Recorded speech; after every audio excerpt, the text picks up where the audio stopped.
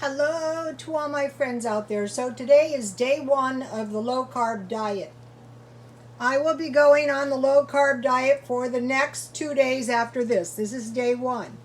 I hope everyone is doing okay. I hope everyone is being safe. It was very hot here.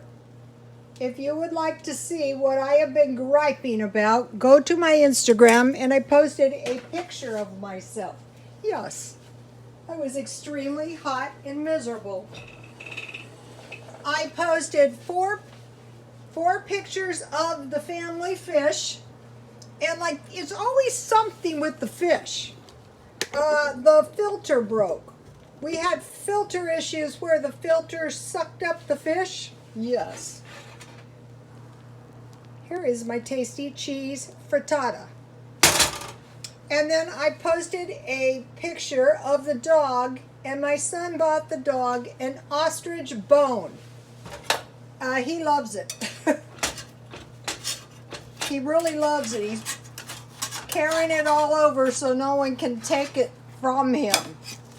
So this is going to be good. It's really, really easy to make. This is really, really good if you're on a low-carb diet. So here's how I made it. I fried 2 pieces of bacon. Here's what I used. I fried 2 pieces of bacon. I removed the bacon. I removed the bacon grease.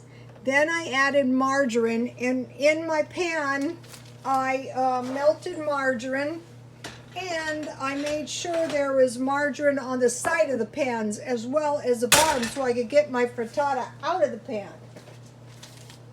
Then I mixed 1/3 cup milk with my 2 eggs. 2 is enough. I had a pretty substantial lunch. On this diet, you won't get hungry. So I had bacon ends, but I could have used that pork sausage I have in the refrigerator. Or I could have used the bacon from Dollar Tree.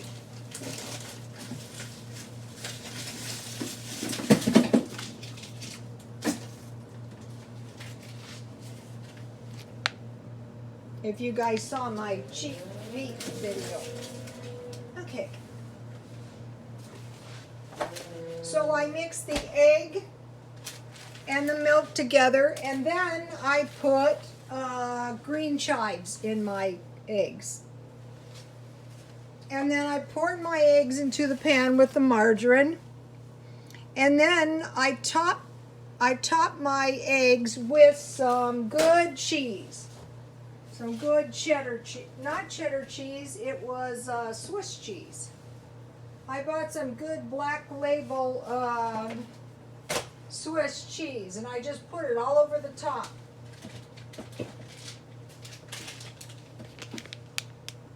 $0.99 only. Then I fried it until it was done around the edges and on the bottom, and then I slipped it into the oven at 350 until it was done. And then what I like to eat on this is salsa.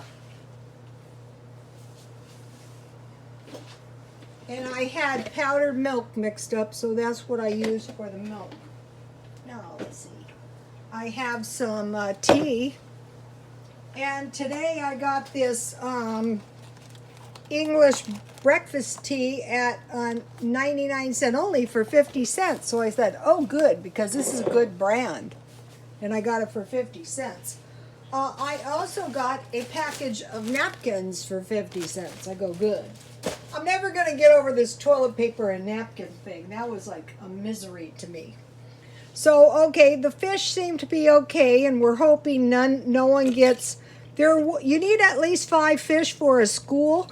At one time we had 6, and then, I guess they died of natural causes. I'm not sure. I don't know what the problem is with these fish. When I was a kid, we just threw the fish into the fish bowl. Getting a fish to see if your fish survives. So if you freshly brew your tea and pour it over ice, that's the best. Okay. That's good. Now, I want to mention these, the Pioneer Provisions. I would start with this to stockpile flour so you can make bread, beans so you can make beans with cornbread, rice, you can make rice with meat or rice milk or rice pudding, sugar, coffee or tea, pork. I usually get sausage, but it could be, bacon ends, and then water. This is the big one. You know, there's some concern about nuclear waste in India. They pour the nuclear waste in the water. Okay, now the chuck wagon. Out here, anything can happen too. Think about Beirut. Their water is probably not good. Chuck wagon stockpile: beans, flour, cornbread, molasses. Now this is a biggie. You want to start eating as much vinegar as you possibly can in your diet, because Alexander the Great protected the army with vinegar in the drinking water. Salt pork is more expensive than bacon ends. Dried apples and raisins, cheese, onions, and potatoes. So I would do the first one first, and then I would, branch on to this one. No. Okay, so now, they're predicting a massive homelessness thing. So if it's even a slight possibility, I would say to myself, I'm going to find me a Section 8 place to live. I'm going to live in my car, but mainly I want to get a Section 8 place to live.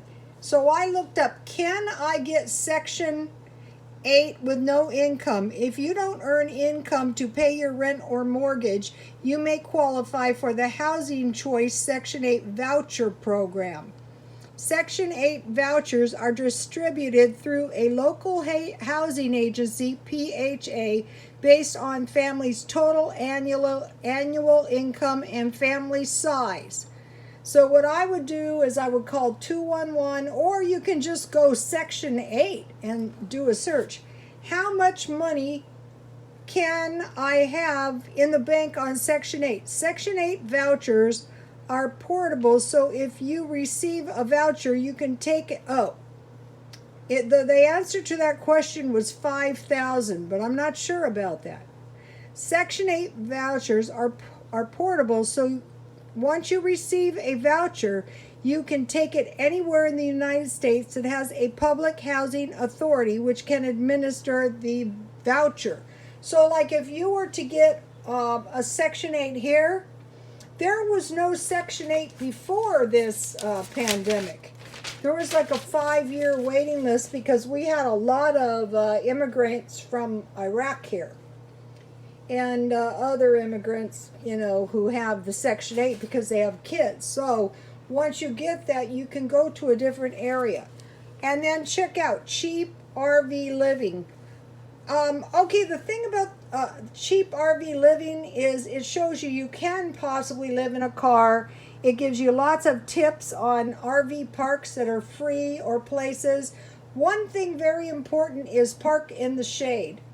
Another thing, if you're parking on the street, if you park late at night to sleep and leave very early in the morning, chances are you can, get away. I wouldn't try camping out in someone's neighborhood.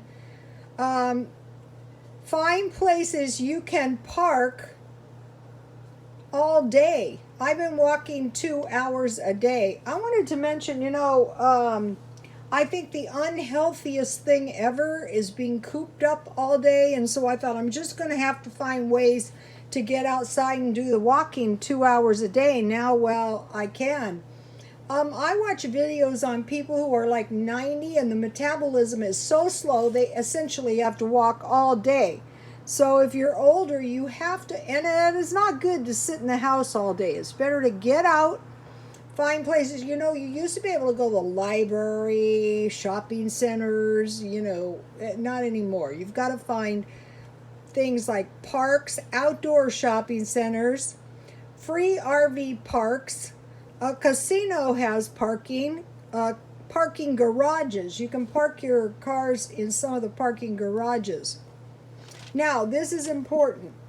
If you sleep in a car, keep your stuff in the trunk, because if your car is loaded with junk that says I'm living in my car, move the passenger side all the way up forward and put an ice chest on the floor. That way you're going to be able to stretch out. I first learned this from a huge man who was a doctor who would go out and sleep in his car. And then keep your stuff in the trunk. You're going to have a lot better time in your I'm going to give you guys my no-bake granola bars recipe. Get this recipe and write it in your notebook. It's very good. I can't have this because you know it's a low-carb day. But so far today it hasn't been too bad. Sometimes it doesn't bother me at all. You know, I can be on the low-carb diet and, you know, I'm just fine. And some days it's, you know, not that good. But I have found if you drink a lot of ice water, that will really help you. So here is my bacon and cheese frittata. And God bless you all.